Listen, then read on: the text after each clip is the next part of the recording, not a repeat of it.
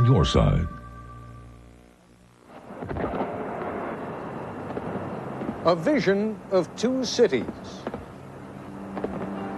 In Washington, Bill Clinton prepares to take the mantle of the presidency, and he inherits something else. God is with us, and the hundreds of tons of bombs which hit Iraq will not achieve their purposes. Tonight, the uninvited guest who threatens to overshadow the inauguration and preoccupy another White House.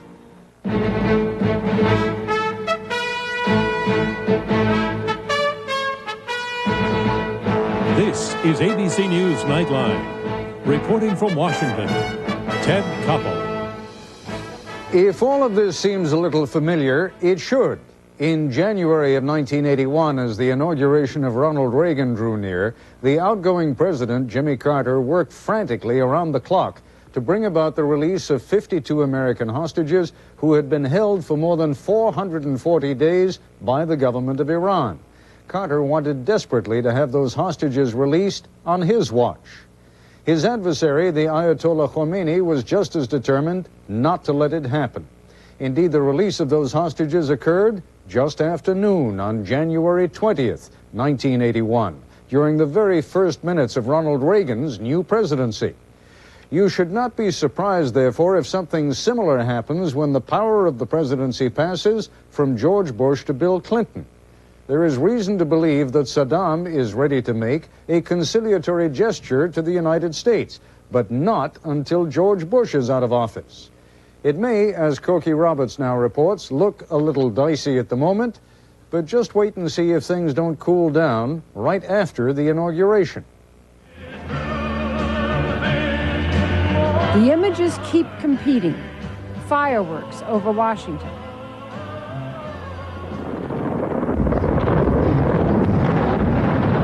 Fire bombs over Baghdad. Planes flying over the festivities. Planes taking off for bombing missions.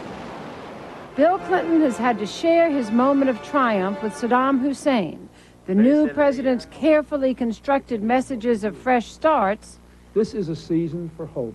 Interrupted by constant questions about Iraqi policy. The policy of this country will remain American policy after January 20th. Buttons, bells, and binoculars. Programs for $1. Even as well-wishers gathered in Washington, they were diverted from the celebration here at home by events half a world away. I don't think we can have any business being over there. We have enough problems on our own soil. He can't change a national policy until he's in office. A wall went up on the Mall this week as a place to send messages to the new president. Interspersed among words of good cheer were words of advice. Get tough on Saddam. In an ABC News poll released today, a large majority expects the situation to grow worse. 72% believe the U.S. and Iraq are headed for war. But only 5% see foreign affairs as the biggest problem facing the country, compared with 44% who name economic issues as the nation's greatest concern. Bill Clinton was clearly elected to deal with problems here at home, not to concentrate his energies overseas.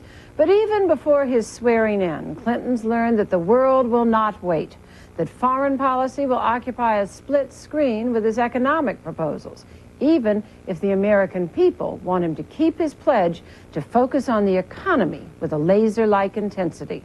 A president can't be a president on the basis of what the American people think is the most important issue if the external world puts pressure on the United States that a president can't ignore. And Saddam Hussein has put on that kind of pressure by his violations of the ceasefire, including his refusal to allow inspections of his nuclear capabilities. Sooner or later, Clinton is going to have to get Saddam to agree to let the inspectors do their work. And so there's just no way around this. I don't think Mr. Clinton can focus on the domestic economy as long as somebody's trying to build a bomb in Iraq.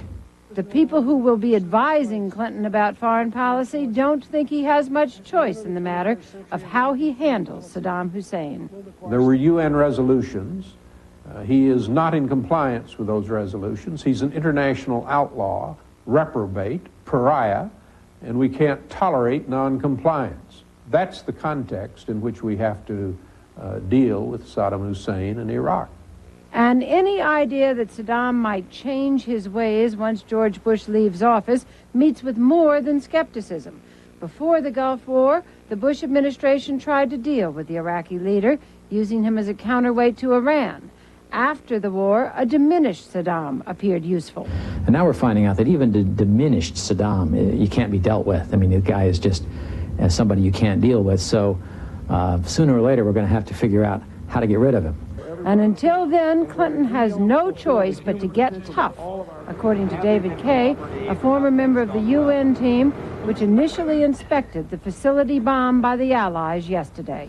Saddam ought to be offered a very stark choice. There is an easy way, that is full compliance with the UN resolutions, respect for the borders of your neighbors, and respect for the basic human rights of your own population.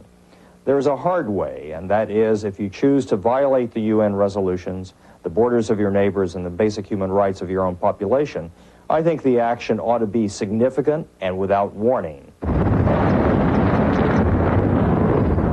Saddam Hussein has good reason to take the easy way out. It was clear in Baghdad today that George Bush's parting shot inflicted real damage. So have the sanctions, which have made rubble of Iraq's economy. Bill Clinton has his own reasons to avoid a showdown, which could start him off on entirely the wrong track politically. Instead of spending the first 100 days singularly concerned with enacting an economic recovery package, a good number of those days could be devoted to dealing with Iraq or Somalia or Bosnia. I think it's rather unprecedented to have so many hot spots on the foreign policy agenda right on the president's desk as he takes his initial steps into the Oval Office as president. It is rather ironic, too, that happens after a campaign that had a very heavy focus on domestic affairs and relatively little focus on foreign affairs. Bill Clinton could get lucky. Saddam Hussein could decide to use the change in Washington as an excuse to back down, at least for the moment. The show of force over the last few days might have reminded the Iraqi leader of the dangers of provoking a U.S. military attack. And George Bush's actions against the man who has been his nemesis in the foreign arena might just help the man who defeated him on the domestic front, Bill Clinton. I'm Cokie Roberts for Nightline in Washington. My ABC colleague Barry Dunsmore has been following developments at the State Department. Barry, a quick assessment of what is going to happen in these remaining 36 hours of the Bush presidency. I think the indication is, Ted, that unless Saddam Hussein does something egregious, tries to shoot down an American plane or lobs off a few Scud missiles, that the United States and the coalition partners are pretty much through for the next 36 hours.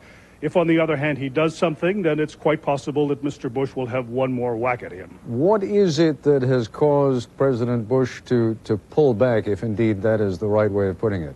Well, I'm not sure that he's actually pulling back, but there's no question that the message from the Russians today, expressing their concern, their regret at the number of casualties, and their feeling that any further action should be discussed in the Security Council, gives rise for some concern in this country. On the one hand, we certainly don't want to see the coalition break up, particularly the Russian part of the coalition, and we also don't want to do anything which will endanger Yeltsin and the reformers in Russia.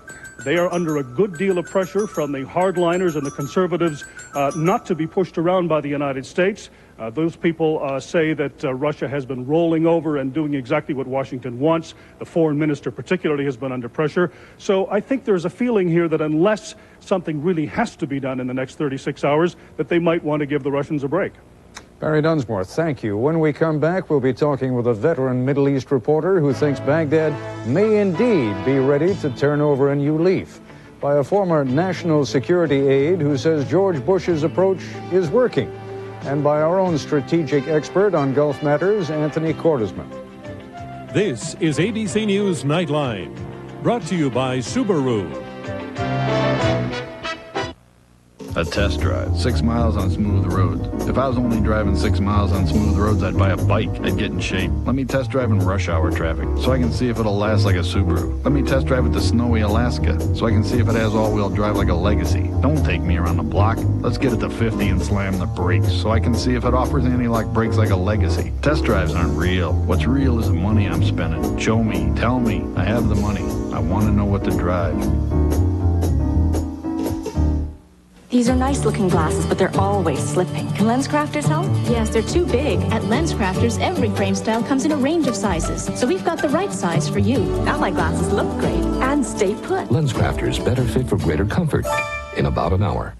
If your business gives up the quality of AT&T International Long Distance and calls Italy with someone else, here's your big savings. 3 coins in the fountain. Leaving AT&T doesn't make a lot of sense.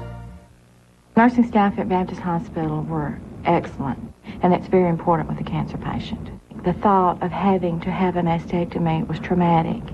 I feel like they took care of my emotional needs as well as my medical needs. Just excellent. I couldn't have gotten better care. I feel like the care that I got was exclusive to Baptist Hospital. I just feel that way. If anybody has to be sick, this is the best place to be. There's just not a better one anywhere. More than anything else, S&K is known for top quality suits at low prices. So when S&K has an entire stock suit and sport coat sale, it's big news. $50 off every double-breasted suit in stock, including Nino Cerruti, Venzia, Burt Pulitzer, and Taylor's Row. Every Botany 500 suit, including athletic fit, is reduced to $179.97. Every single suit is on sale now. Now this is my kind of newspaper. Shop S&K at 4 convenient area locations. Primetime goes to Washington. You hear about waste, fraud, mismanagement. You read about red tape, favors. You won't believe what we found, Us and Them, Thursday. Nora Bustani has reported from the Middle East for 12 years. She is chief of the Washington Post's bureau in Amman, Jordan. She joins us now live from Baghdad. Condoleezza Rice is a professor of political science at Stanford University, a job she interrupted to serve as a special assistant for national security affairs during the first half of George Bush's presidency. Dr. Rice joins us from her home in Stanford, California.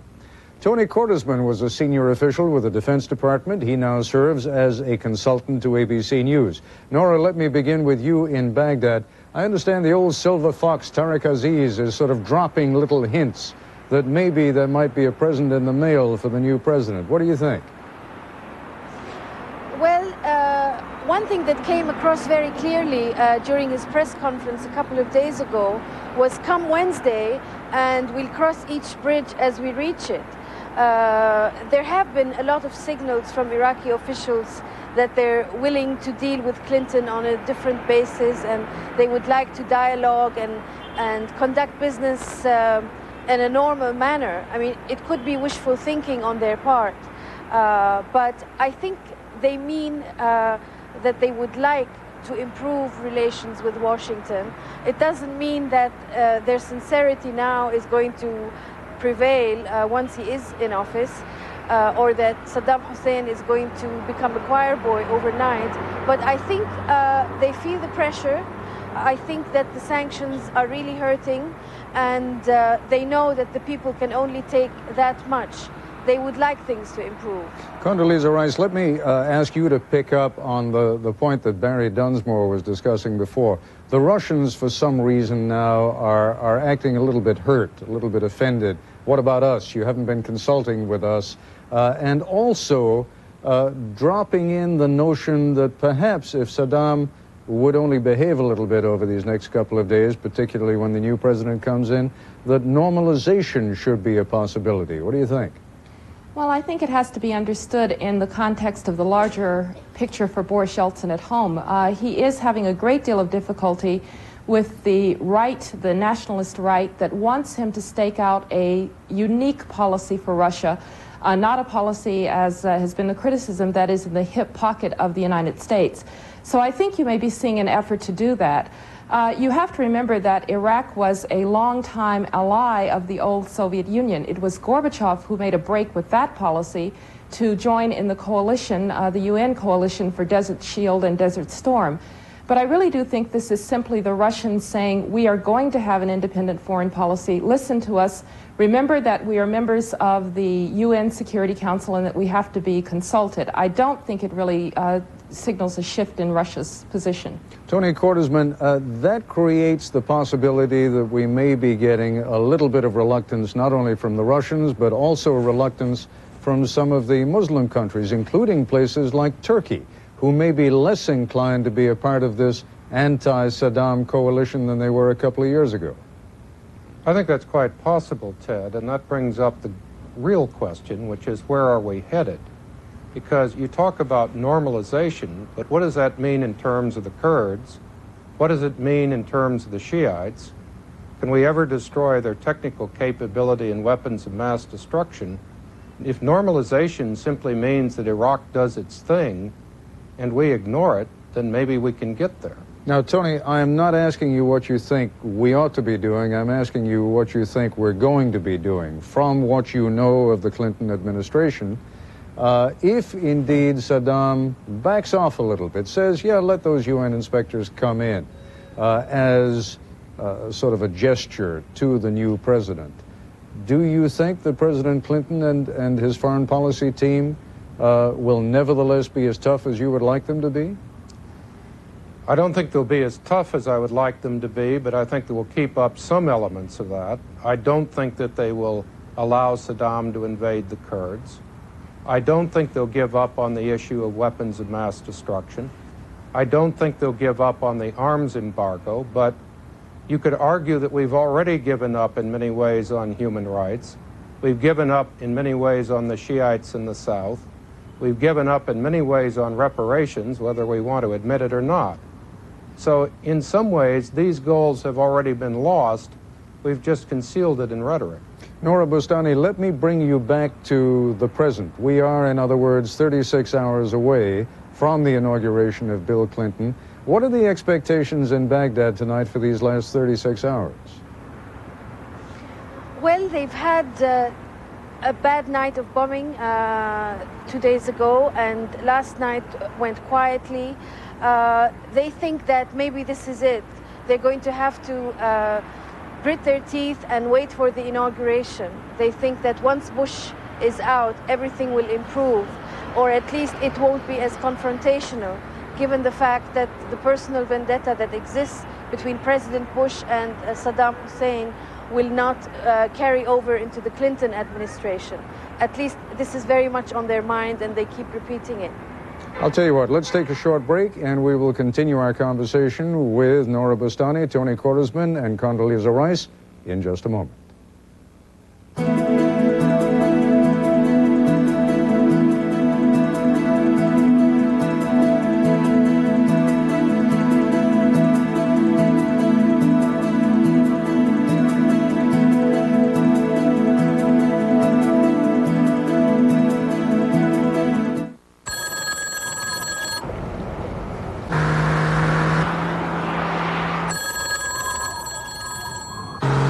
.185 horsepower V6.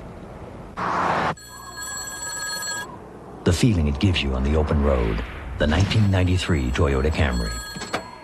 Taking the long way again? I'll be home soon. Just unwinding. Few cars actually move you. This Camry just may be one. Let's clear the air. Despite what some headache pain relievers may have led you to believe, there's something to relieve pain that almost everyone can take without simple stomach upset. What is it? Genuine Bayer, America's #1 aspirin. For those who use Ecotrin for the relief of the minor aches and pains of arthritis, we've got a flash. You can wait hours for Ecotrin to start working, or with Genuine Bayer, you can wait just minutes. Genuine Bayer aspirin, America's #1 aspirin. I was burning, itching, and I had this awful pain. My doctor said I have hemorrhoids, which are common during pregnancy. She told me to use Preparation H. Preparation H helps shrink swelling of inflamed hemorrhoidal tissues and often relieves pain, itching, and burning for hours. Doctor recommended Preparation H. Every second of an asthma attack can feel like an eternity. That's why there's Primatene Mist. Primatene opens clogged breathing tubes fast when speed counts. Primatene Mist, fastest type asthma relief without a prescription. UTV wants to know, how do you like your hoops? Well, let's see. I like jams, slams, slamma-jammas, threes, twos, those reverse pivot 180 spinning underhand layups, or whatever this is. Oh, and don't forget the fans. No, the fans. Yeah. Gotta have some cheerleaders. Give me one more jam and a lot of this. Yeah. Heck, just give me the Wade Houston show. Watch Saturdays at 12 noon on WKRN Channel 2. Thanks for Women Only. You have changed my life. I weighed 235 pounds. I wore a size 22. Now I weigh 144. I wear a size 7, 8, and 9. I get a lot of compliments now. My husband takes me shopping. I'm being taken to the Bahamas, and that's all due to For Women Only. I'm very, very grateful to For Women Only for that.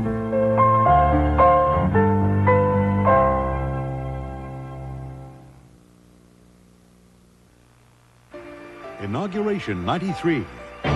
Washington's biggest bash. Jennings, Brinkley, and Walters take you there live Wednesday. We are back with Nora Bustani, Condoleezza Rice, and Anthony Cordesman. Tony, your suggestion for a U.S. strategy, what ought to be done with regard to Saddam in Iraq? I think we have to accept first the fact that he is not likely to fall at any predictable time, that we may spend years having to deal with him. If that's true, we have to define very clearly a set of goals for Kurdish autonomy. We can't go on indefinitely seeking out weapons of mass destruction. We have to have a fixed schedule, clear demands, insist on them, and get out. We have to make a clear decision about the Shiites. Are we going to try to protect them in the south or let them simply be controlled by the ground forces slowly? We need a very clear decision that we are going to keep our forces in the Gulf indefinitely, and we need to push the southern Gulf states to allow us to pre-position at least one armored division's worth of equipment so there's some land forces to defend the southern Gulf from Iraq. Nora, there are very few analysts of the Arab world keener than you. What do you think the reaction would be if the U.S. government were to follow Tony Cordesman's advice? Well, I think the support for military action against Iraq is waning in the Arab world, even among allies who were very supportive of the coalition. I think with the rise of Muslim fundamentalism, this is something that the administration must bear in mind. When a country like this is deprived of everything, it's left with two options: extremism and not being afraid of losing. So where is that going to lead? I mean, are people just thinking of Saddam Hussein while he's keeping his own people hostage? In a way, everyone's keeping the Iraqi people hostage. What's going to become of them? There are Shiites living in Baghdad. They were among the casualties the other day. It's not as simple. It's not just North and South and Saddam Hussein. You have a very complex society here, and they may not like Saddam Hussein, but they see that his survival or his destruction may mean the same for them. What's in store for the Iraqi people? I don't think we should ignore that. Condi, your analysis, and if you would pay particular attention for a moment to what I think was implicit in Tony Cordesman's proposal, which would seem to lead to a breakup of Iraq as we know it today, perhaps into three separate autonomous regions, and what that would mean in turn in terms of Iran's rise to power. Well, I think the problem is that we're really trying to pursue three objectives. We're trying to render Saddam Hussein not an offensive threat to his neighbors. I think we've basically taken care of that by destroying large parts of his armed forces. We're trying to control and perhaps destroy his capacity to make weapons of mass destruction, particularly nuclear weapons, and we're trying to blunt his ability to do terrible things to his own people in the north and the south. Our problem is that we're trying to do that in a coalition framework in which the concerns that were mentioned by Nora, for instance, of the Gulf states, clearly the Turks, I don't think who would countenance a breakup of Iraq with a Kurdish north. It would perhaps cause problems and concerns about strengthening of Iran. Many people are more worried these days about Iran than Iraq. This is a country that is arming itself, much of it at the largesse of the former Soviet army, with very, very lethal and long-range weaponry. It's a complicated region, and while I may agree in many ways with Tony's assessment, I think we have to keep in mind that the politics of this is very difficult, and that we're trying to pursue a policy of containment.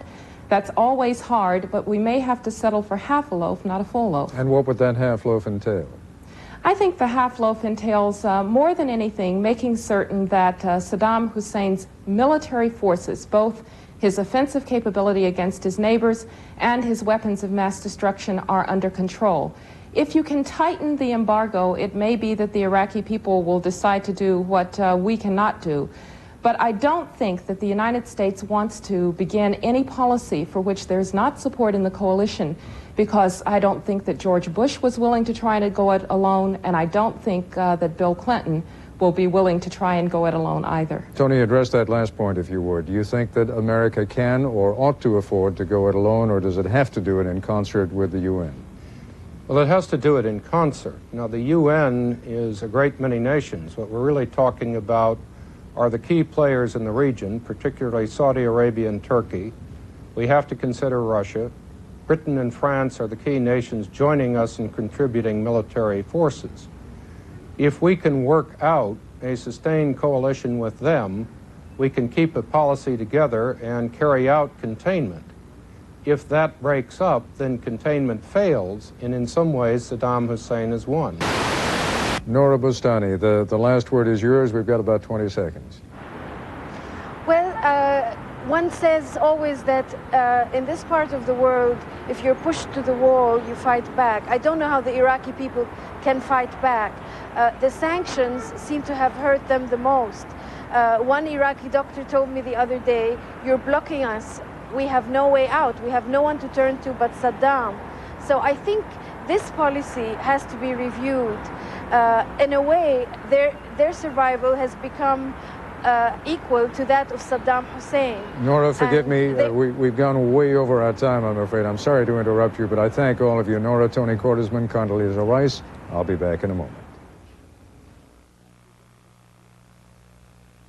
At Prudential Securities, we invest the time it takes to get to know you. We invest over $100,000 in training every new financial advisor who serves you. And we invest millions of dollars every year in the research and analysis that helps serve you better. Because at Prudential Securities, the most important thing we have to earn is your trust.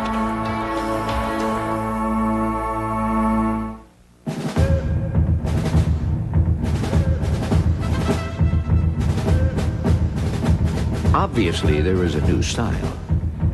Definitely a new priority. Most importantly, an improvement in the economy. And without a doubt, a changing of the guard.